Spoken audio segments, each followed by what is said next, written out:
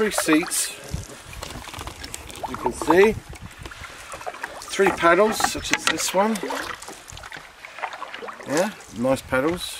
1 blue container to stop all the water getting in. 3 guys, Jerry, me, and Steve. Hi. And they've each got a paddle. You see? Oh, mine's like this. Yeah, they're all the same, Steve. One, is it? No, And Jerry, mine's longer. Jerry, sorry, what was that? Mine's longer. And Jerry has a paddle too. You see, and all Very 3 of short us, all 3 of us, we do. Jerry does the paddling at the front, and I do the paddling here. I'm normally at the back, but today we're letting Steve have a go at steering.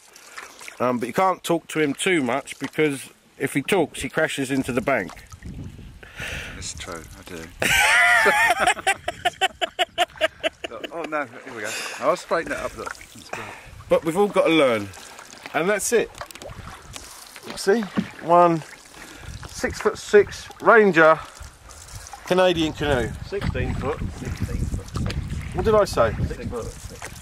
16'6". You see, it's got Ranger on the side there. I don't want to drop the camera.